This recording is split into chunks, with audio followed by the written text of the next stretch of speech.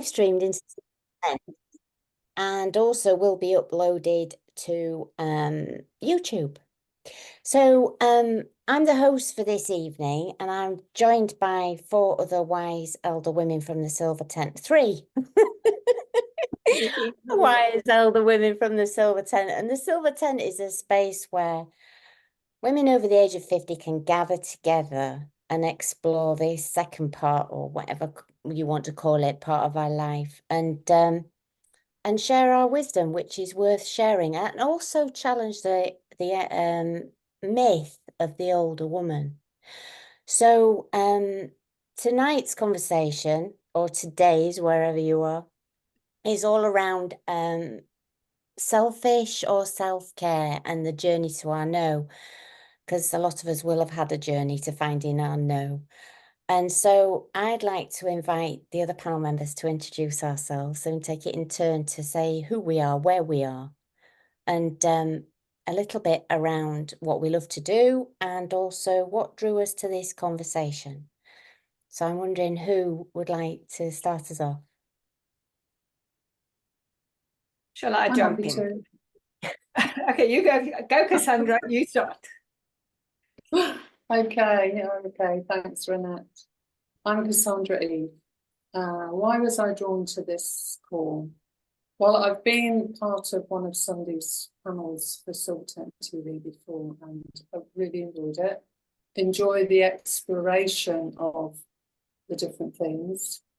I work as a sacred feminine soul coach, as an astrologer, and women's treat facilitator. And I love to share that journey of being a woman growing consciously, whatever that means to you.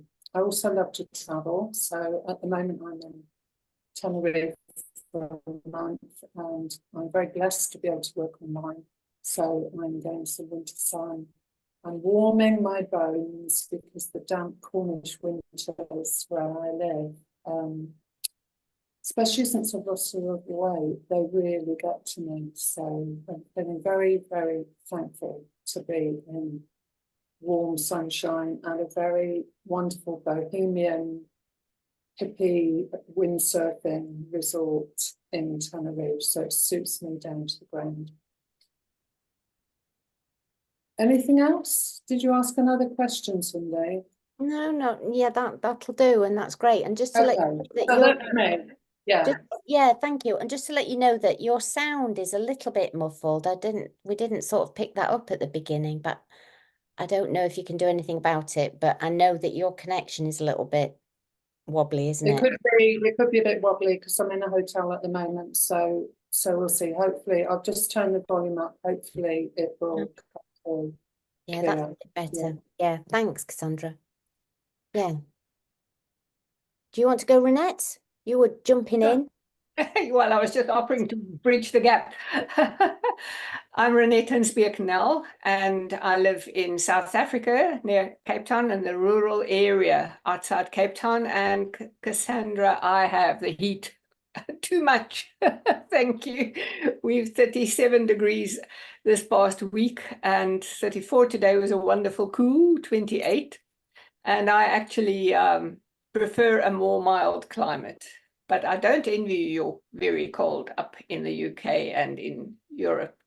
My children, eldest daughter is in China, and they are coming to visit, and they will be defrosting, they said. They love it hot. So I am a life alchemist, something which we actually all are.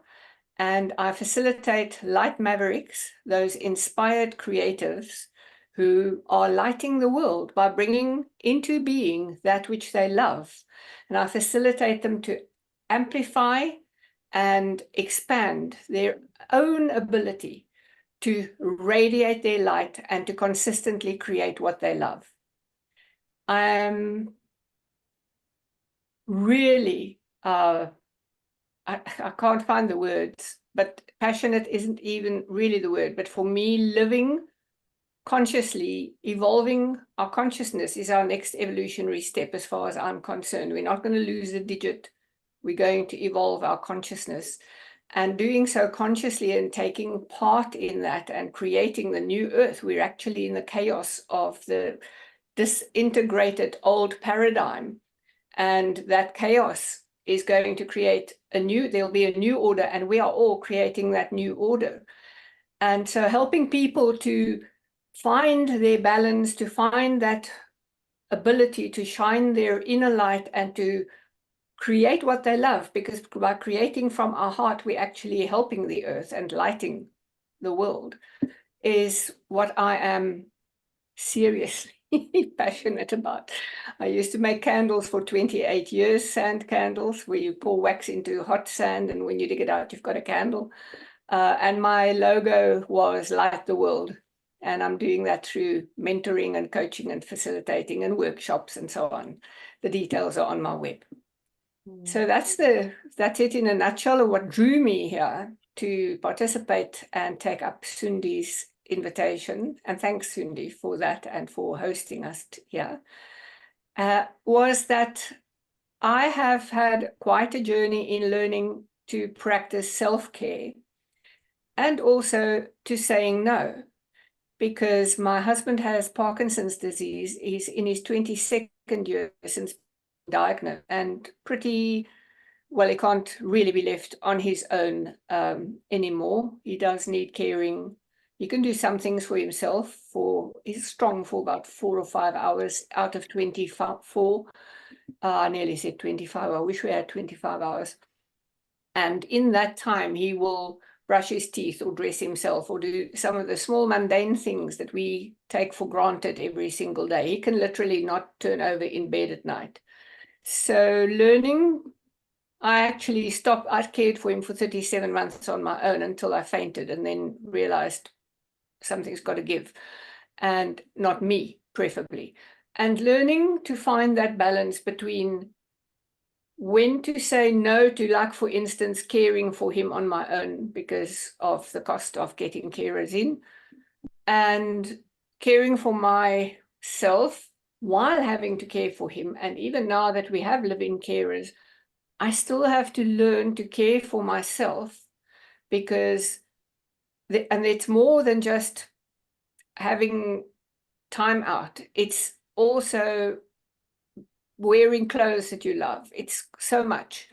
And the topic really drew me, because it is very hard for us to learn to get to that point where we recognize that it is essential to care for us, each one of us.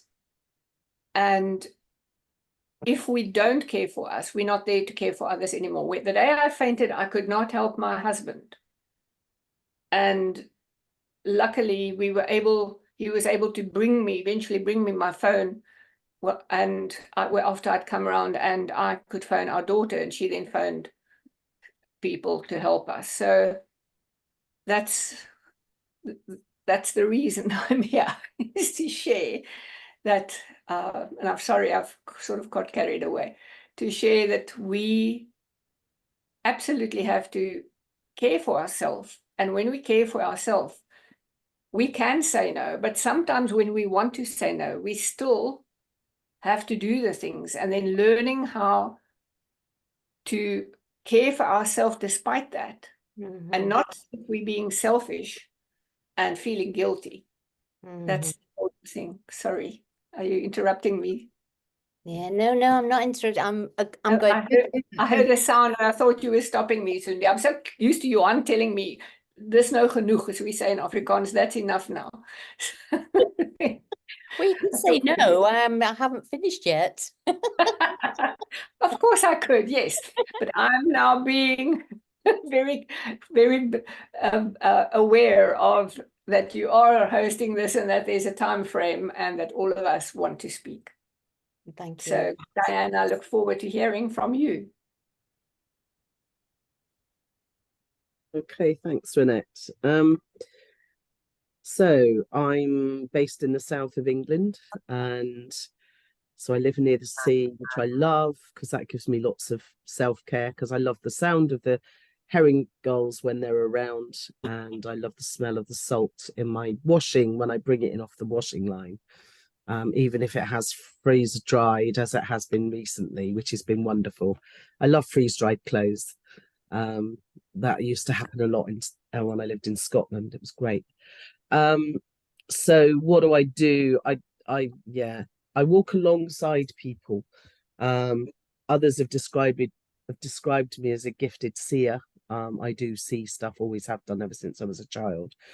I'm also a soul companion these days. And years ago, I realized my purpose in life, in this lifetime anyway, is to ease people on their soul paths, whether they're incarnate, discarnate, or passing over. I work with them on all levels. But bringing me on to the why am I here today? Back in the 90s, before I discovered this purpose as a conscious thing, I was doing stuff. I was living up in the northeast of Scotland, fabulous place, amazing, overlooking the sea, wonderful. And I started running self-esteem workshops because I realized there was a need for it. I mean, people were doing assertiveness, and I thought, no. There's something else here. There's something beneath that, beyond that, because you can be assertive as a mouse, or you can be assertive as a lion. That's fine. The problem was a lot of people were trying to pretend they were a lion when they were actually a mouse. But mouse assertiveness, not a problem. Mice are pretty amazing. So it's like helping people to really find that authentic core of who they were, working with them, doing these self-esteem workshops. It attracted a lot of women, but I was really surprised. I loved it because, of course, it turned my prejudice on its head when I had men coming along saying, this is great. And I'm like, oh, okay. I thought it would be women it would just attract, and it didn't. Fabulous. So there was also a thread there as well, of we teach what we need, as the old saying, isn't it? And in the 90s was when my marriage was basically breaking down. And by the end of the 90s, I was apart from my son's father. And that's okay. It's all okay. It's all how it meant to be, and it's all worked out great.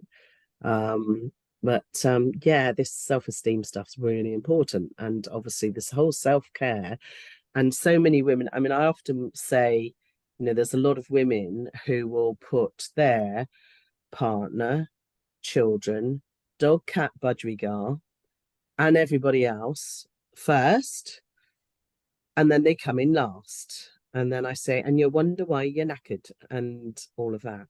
And it's like, yeah. So that's definitely true. There's definitely a bias towards women in that, in my experience anyway, that there's more women who tend to do it in that way.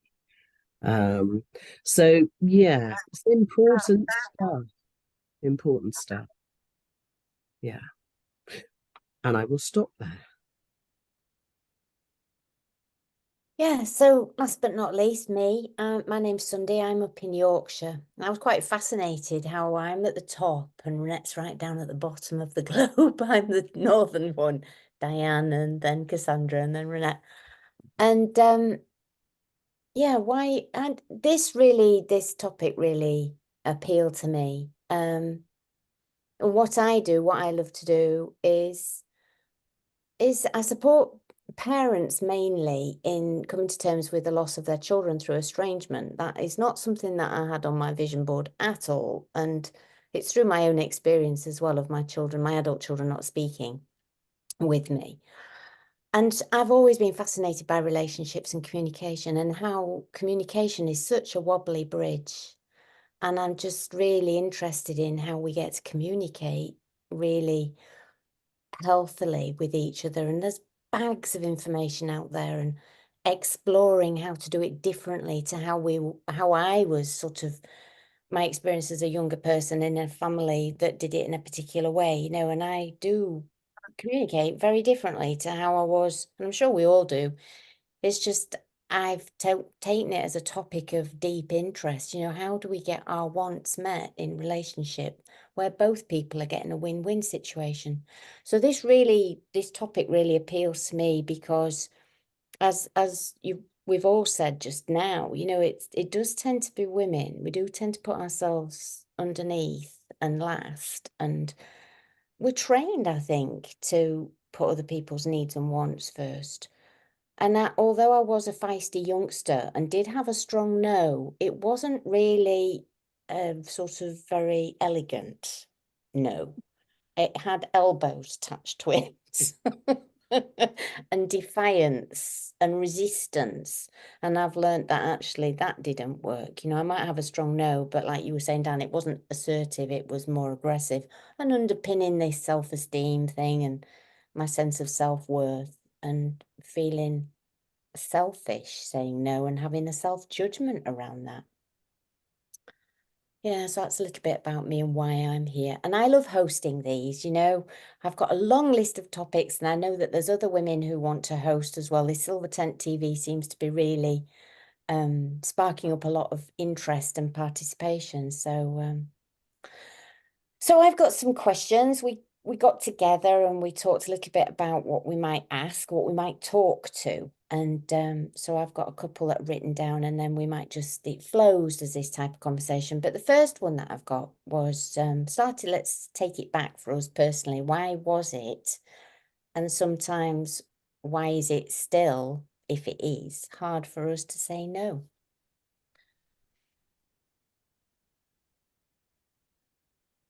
Because Well, I can care. Cassandra, you and I are absolutely We're on the synchronous. button, aren't we?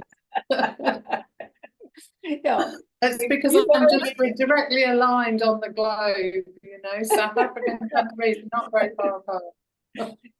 Do you want to go? yeah, shall I? I just wanted to, now I've forgotten what I want to say, so you go ahead. Okay. You know, for me, in a nutshell, I find it difficult to say no still sometimes because I care. Oh, you're going to have to say that again. It's right at that moment, it went blah, blah, blah, blah, blah. Because I care. Mm. Yeah, it's hard to say no sometimes because I care. So then it's like I'm holding the yes and the no and have to kind of sit with it and see, well, what are my deepest values? And what are the circumstances calling for? Because sometimes life brings us situations where it's not about the me or the you, it's about what serves love, what serves the situation, yeah?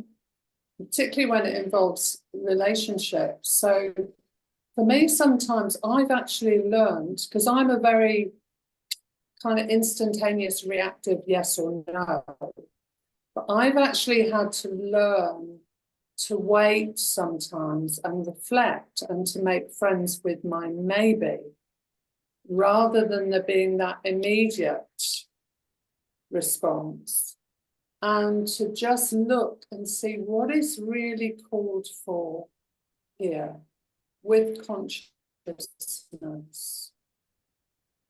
So yeah, I mean, the no is used to be because I couldn't say no, because my pattern was caretaking for my brother and sister who were twins, nearly 3 years younger than me, because that was the programming that I came in with. You know, there's all those reasons, but now it's more about looking to see what is really, really needed. And also I've become aware that the no and the yes are really linked. So if I'm saying no out here, I'm actually saying yes here. And sometimes when I'm saying yes out there, I might be saying no here. And sometimes that's okay, and sometimes that's not okay. So it's complex, isn't it? Mm. Yeah, I love what you say there around this. If I'm saying yes, I'm saying no to myself. And if I'm saying no, I'm saying yes to myself. Yeah, I really love that. Yeah. Yeah, Yeah, Renette. I don't see that we can separate them. No. Yeah. Yeah, I've remembered what I wanted to say, and it was simply, you know, this is my second marriage, and we'll be married 50 years in March. So it's a long history. of being used to being the one who sort of doesn't confront well, when I really want to say no. And now there's the added the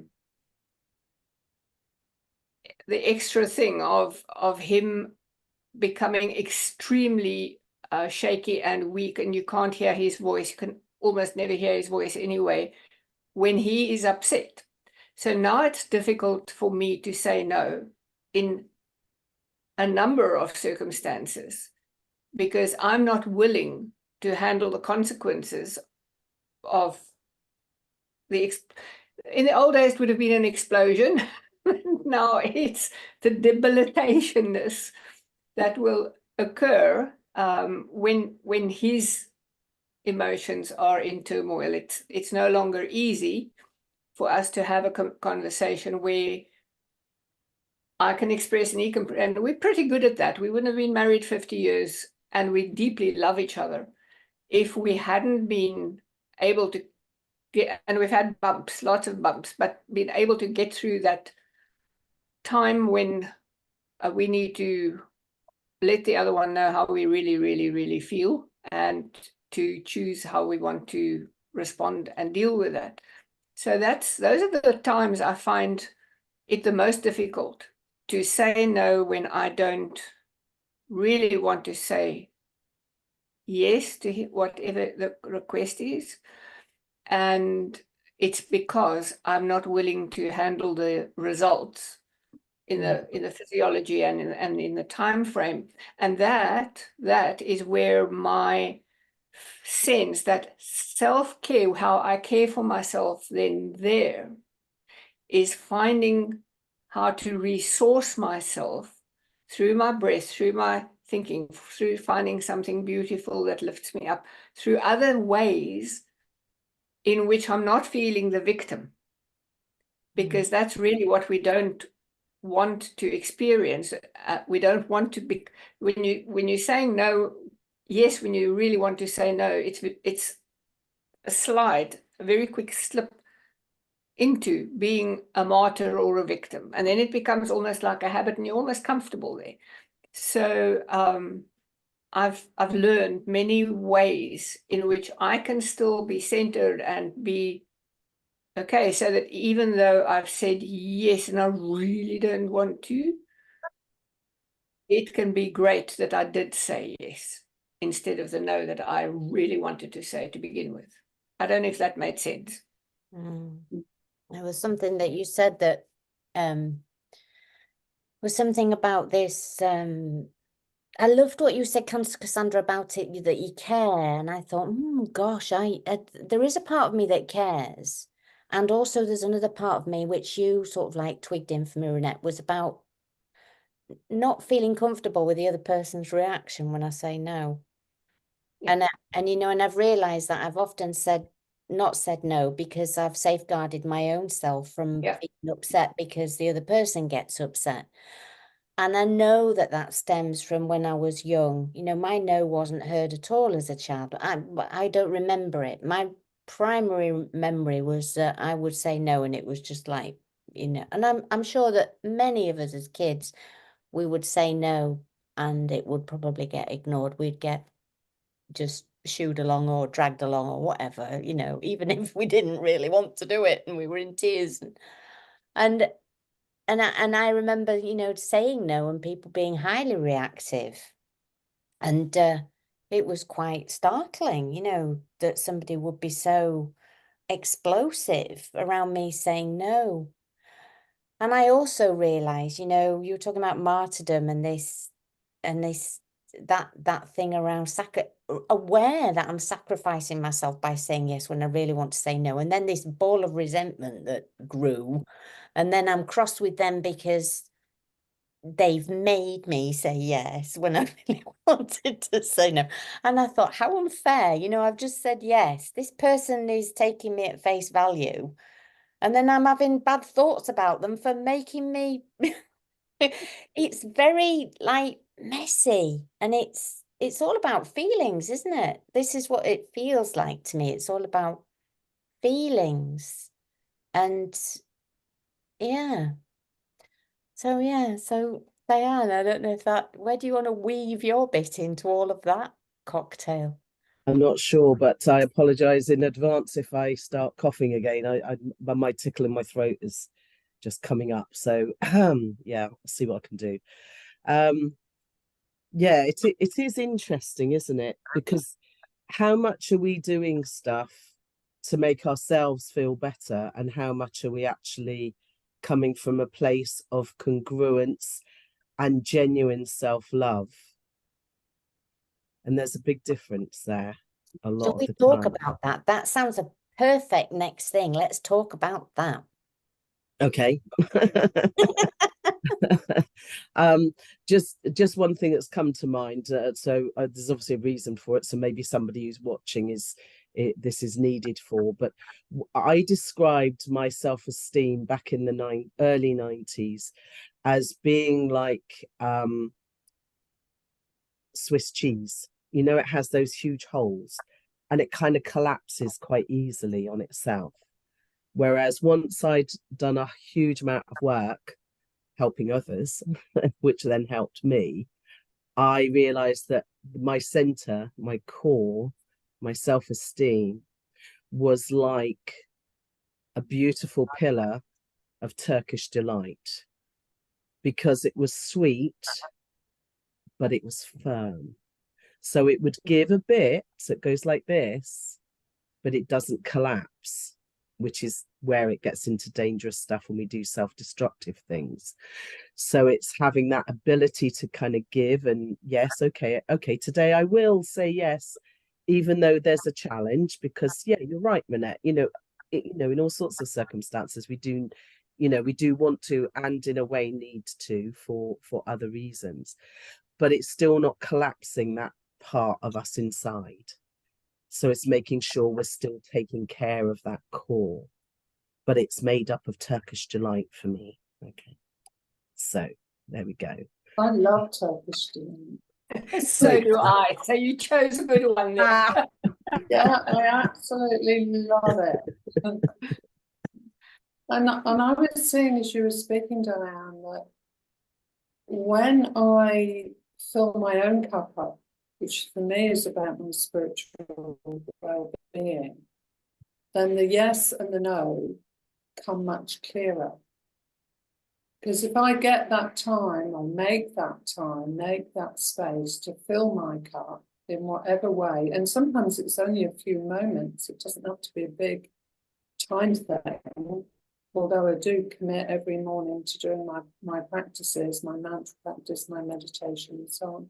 I know that I'm starting the day in that place of spiritual well-being, deep well-being within myself, and congruence, as you spoke about, alignment with myself, with my divinity, whatever word you want to put on that the day will flow in a more congruent way than when I don't leap out of bed. I was going to say when I leap out of the bed and into the shower, but I don't actually ever do that. You know what I mean, when we start the day off wrong. So, that ethos of making space to fill my cup. And I remember my spiritual teacher once, many years ago, I don't have one particular one now, but this is when I was in community, and we were serving at one of those large mind body spirit festivals in Sydney or somewhere like that. And it was the most beautiful day, a day when you want to be on the beach or in the park or somewhere like that. And I remember him going out for 5 minutes and walking in the sun and just filling up with the sunshine, and then coming back in renewed and replenished from those few moments, fully immersed. And that's the key, really, is I know in my spiritual practices, my well-being practices, is to be fully with that rather than half with that and half what I think I need to be doing, because then I don't fill up. So having that, whatever that is for you, for a lot of people it's nature, it can be a spiritual practice, it can be a relationship practice, having that fills your cup means that when you need to say yes or no, you know, it's more likely to be congruent in my experience.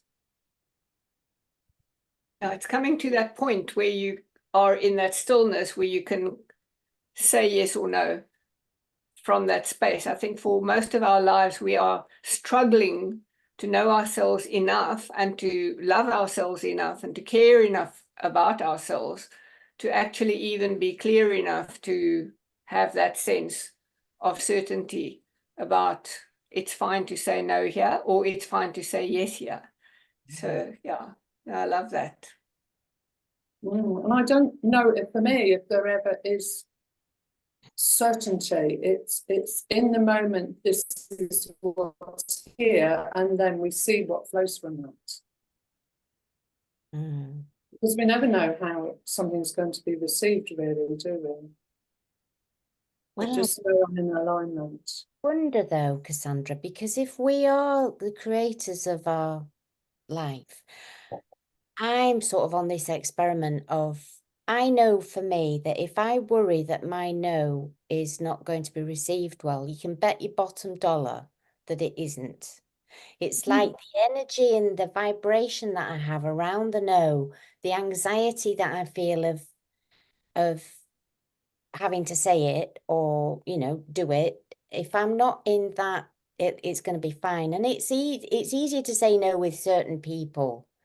You know, there's this group over here that it's really hard to say no to, or have any sort of like difficult or, you know, relationship thing. And then there's this other group of people where, you know, it's really easy because there's, if we're a bit more into our wholeness, people can receive things easier than people who are a bit still in their uncertainty around life and perhaps aren't quite so self-aware.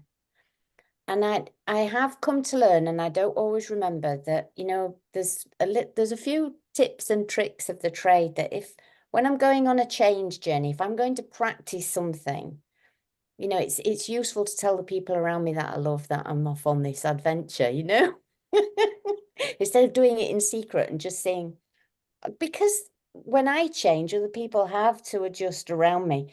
So, you know, like letting people know that we're going on a no adventure, darling. So if I say no a little bit more, you know, because it's like you're getting people on board then, and it's like they know what you're trying to practice, and it's not quite so, oh my God, she's just saying no all the time, just lately, you know, and it's not quite such a shock. So I think there's something to be said around the fact that my vibration, I think if I'm worried that my no's not going to be received, it sometimes isn't. I mean, sometimes I'm surprised and it is. And I don't know, but you know, is it my unconscious that's driving this bus or is it my conscious? And I don't really know, but I'm enjoying playing with it. Yeah. I'm really with you. And what I was seeing when you were speaking was, for me, it's a difference between certainty and surety. So it's like my trust in myself is such that I can approach life not really knowing how it's going to be, but trusting in myself to respond as well as I can in the moment. And that's surety. Whereas certainty for me, and this is only the way I do it, is a belief in my mind that if I do it that way, it's all going to be okay, or that person's going to be okay with it, or whatever. So there's a subtle kind of veil between my feeling. It's more of a mental feeling than an embodied surety and self-trust in oneself, I feel, for me. Do you get what I'm saying? It's very subtle. I like that surety. I've not thought of it like that because I always use certainty, and I like that surety. Because I'm not sure that anyway, we're going off down a different track, so I won't. Have you got anything to add in there, Diane, in between coughs? I'm not sure. Yeah, go on then. It's no, it is this interesting thing, isn't it? I think it's back to that thing. It's a constant dance with ourselves, and one of the things about filling ourselves up, and that is so important, as you say, Cassandra, there's so many ways that we can do things to build ourselves in whatever way we need to do that, mentally, physically, spiritually, emotionally, whatever it is. And it's just keeping playing with that, play with ourselves, be with ourselves, and then at the end of the day, it's about being prepared to be kind to ourselves and say, you did the best you could, girl. What else could you have done? Because sometimes, even when we answer really quickly and say yes when we mean no, or no when we mean yes, and then we get the fallout, whatever that might be, and then we go, oh, why did I do that again? It's like, yes, it's all right. You did the best you could that day, because maybe that day you had got out of bed quick because you suddenly realized you're supposed to be at an appointment at, whatever time, and you didn't have very long to do your shower, and you didn't have huge amount of time to do, whatever practice you might do. And all of those other things that might have meant you were just not quite so wobbled that day. So, but the more we do it, I mean, all I can say from my perspective is the more I do it, whatever I do to help build myself up and build my core, because it's not build myself up, it's build myself within. And the more I do that, that's what matters, because then you're less likely, I'm less likely to be wobbled in that same way. That's what I've noticed over the years. This Turkish Delight column. Mm-hmm. Yeah. A few people commenting, Conchetta's and also Sue Bailey. I've really loved what you've said, Cassandra, about the surety. And Conchetta's gone, but I want the certainty. And Julia Catherine Smith, she's practicing strengthening your no, Julia, and sometimes finds it not so easy. Yeah, so those are the comments that are coming through. I've got another question that, Cassandra, you brought something around. Where is our no, yes, maybe located? And I wondered if you wanted to. Yeah, that question came up in me in terms of the exploration we were doing before this event, and you were asking us for questions, and I was seeing there's so many places that our yes, no, or maybe can come from. But for me, when it's been congruence, it comes from the embodied heart, because the embodied heart is that knowing of the innate unity of myself and another. Because often the yes, no, or maybe involves another, doesn't it? It's relationship orientated often. Sometimes it's easier with ourselves, not always. So what is the embodied heart? Consciousness. Can I even answer that? And I was looking at that this afternoon when I was laying out in the sun, and I was recognizing, when I was seeing it in three ways. I was seeing it as the heart and the kind of belly chakras, which for me is the feminine, our body, our embodiment, our humanness, and then from the mind and the higher mind. And I was seeing that, when I'm in my neediness, not to make that wrong, but that's, it's a word that describes a certain state of being. When I'm in neediness, my yes and no, or yes or no maybe, is not coming from a conscious place. It's coming from the best place possible at the time. And when I'm in my old pattern beliefs, say my inheritance from my family was, you're the big one. You're the one who's responsible. You should know better. It's all your fault. All those kind of programs, from eldest child.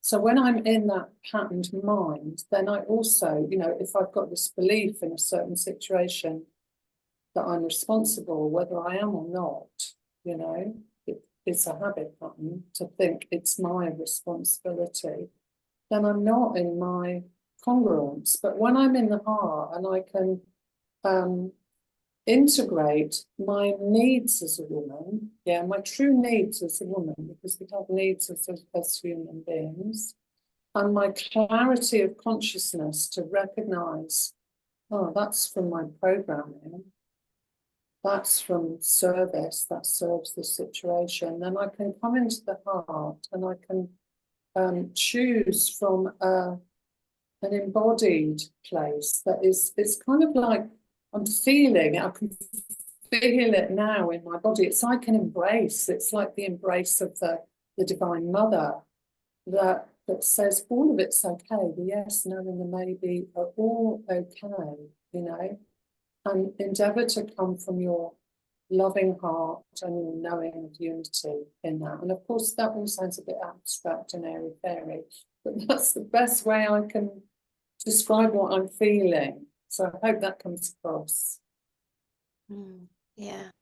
I was listening to you, and you know, I once had to say a very strong no, and I felt that in my root chakra because I was under threat, and there was no doubt that that no was coming from that power place of really having to look after myself at that fundamental level from threat or attack.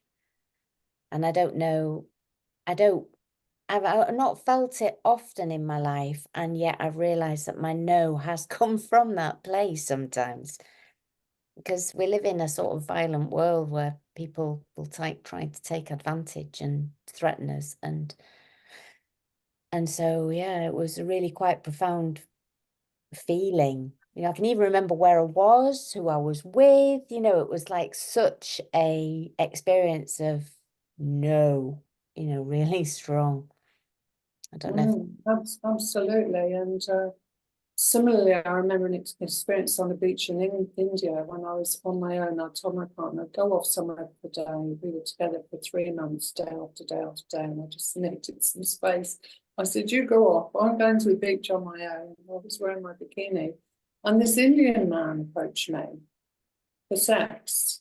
You know, he thought because I was wearing a bikini. And my embodied no came up, as you say, you know, very clearly, very strong. It came up from the root, but it came through the heart because I could also see very clearly his misunderstanding. Here was a white woman on the beach, clear, protective, no.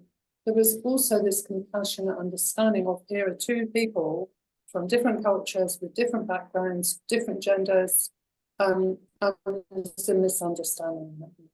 And he was very respectful. The minute that no came out, he was like, very sorry, very sorry, like this, backing up the beach.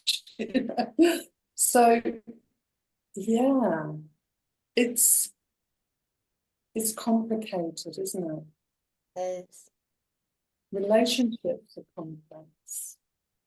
Well, I think that it's complicated because we kind of celebrating about it so much. Instead, we are really, I loved what Diane said, that we actually in a dance, and our daily life is a dance with ourselves, and others are reflecting to us who we really are.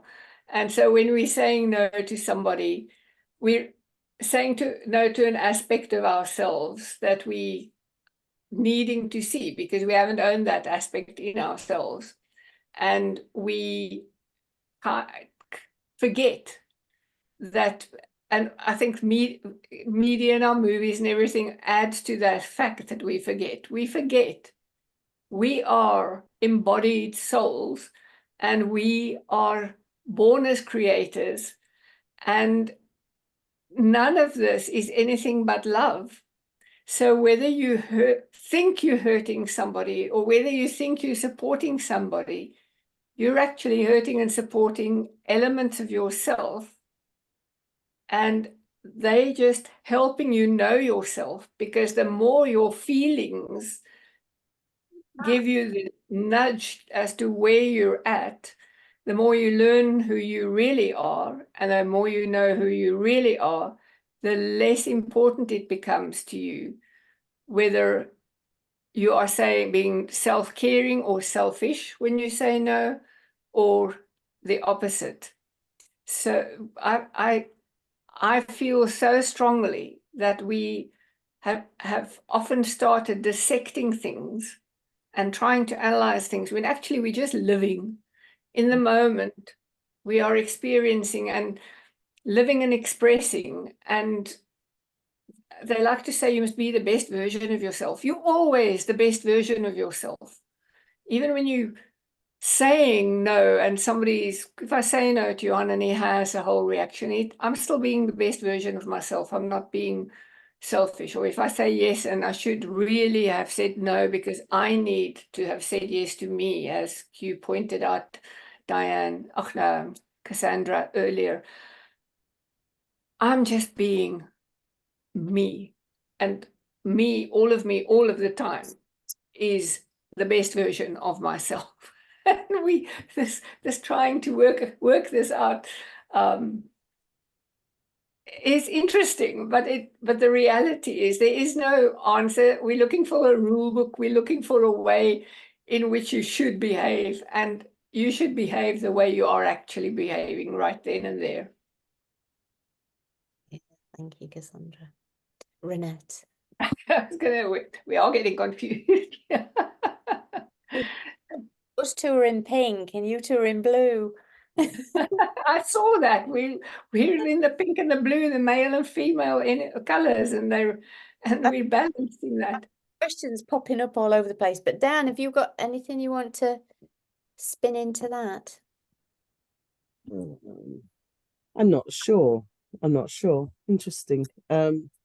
Where does my yes, no, and maybe come from? It always comes from stuff, doesn't it? Whether it's this life, previous life, stuff that happened as a kid, stuff that happens as an adult.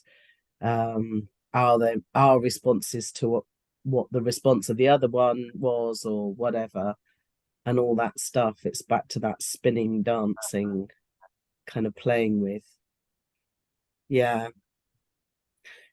I think one of my deepest things that I've really connected so strongly with over the last few years has been Guan Yin, the bodhisattva of compassion, because there's an amazing pool of Guan Yin energy underneath where I live, I discovered during COVID.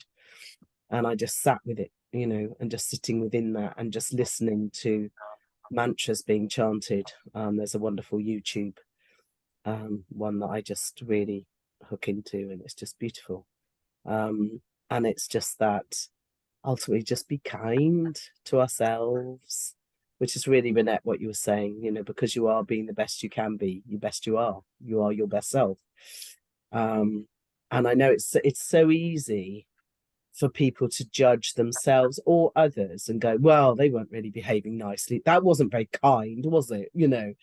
When actually all it was you just didn't give them the answer they wanted. Then all of a sudden they're just putting that label on it as being, that's not kind. Well, no, it's just not the answer you wanted. Yeah. Doesn't make it kind or not, it's, yeah. And it can be tricky. I mean, what you're saying there, Sandy, about, giving people a heads up that you're likely to be changing your responses or doing things differently can be, yeah, I think that sounds sensible, especially in long-term relationships. If you want it to survive. Of course, if you don't want it to, it doesn't matter. But, if you do, then it's maybe excuse me, darling, you might find I don't quite do some things the way I did before. Yeah. It's interesting. It's lovely food for thought. Thank you, everybody. It's really great. I always love these conversations and the kind of richness and everything. Yeah. So a little question is, how do you handle other people's no's? How have you been around being on the receiving end? That's been a massive journey of transformation for me, especially in relationship.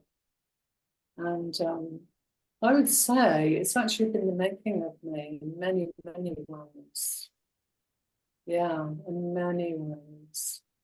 Because it's always made me look back inside and not attached to any sense of certainty or surety in anything external. Yeah, except when it's there. Except when it's there. So it's always turning back to who am I really? What is the source of my life? What is really important? What really matters to me? Yeah. So yeah, challenging. I'm still challenging sometimes, still challenging, but also understanding how to depersonalize that. I feel the feelings, which undoubtedly are personal, but recognize also that ultimately I have no control over how anybody else responds or reacts to it ultimately. Mm. Myself with more kindness and compassion. Yeah, I being on the receiving end of a no for me, as like you, has been an absolute, probably been the making of me to actually swallow down something that's like a bitter pill of, and then I realized actually the expectation, even the demand, and I want. And this person's going, no, no, no, no, no, no.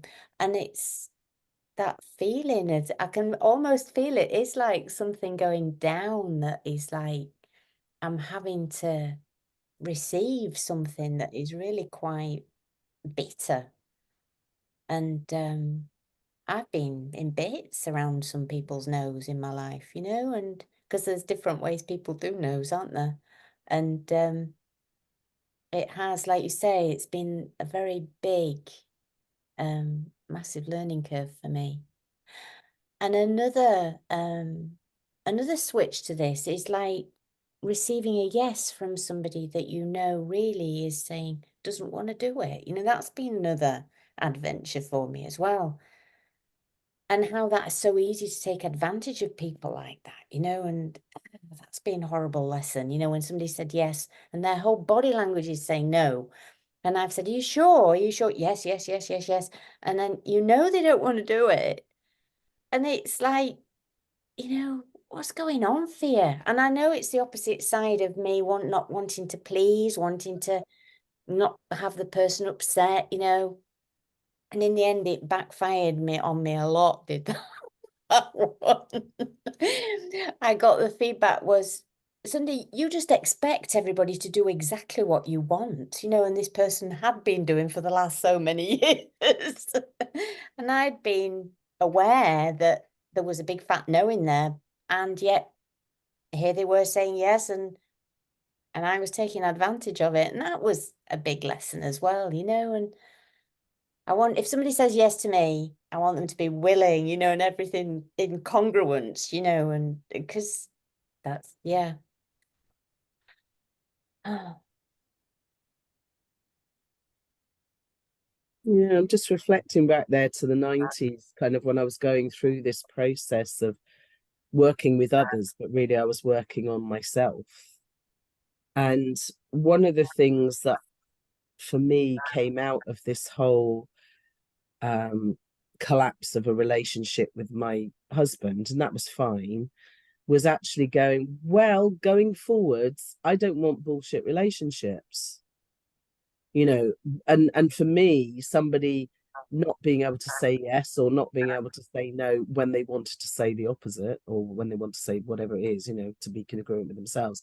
I was really conscious of that. And so somebody who I befriended in sort of the mid to late 90s was an artist, and who became a very dear friend at that time, in Edinburgh. And he was a wonderful guy. And he was great because I knew that he was somebody who was always going to be straight with me.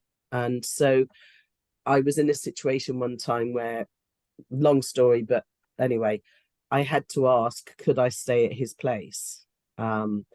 Which was in the middle of the Edinburgh Festival. And he had a friend staying anyway, you know. I mean, this was like a serious ask, but I'd been completely left in the lurch with accommodation,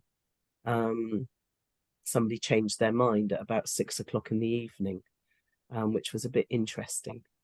And of course, there was going to be no other accommodation. And it was like, Ian was the only person I could think to ask. So I did, but I wouldn't have done for most people, because I know they would have said yes because they just felt guilted into it. But I knew that he'd be honest with me.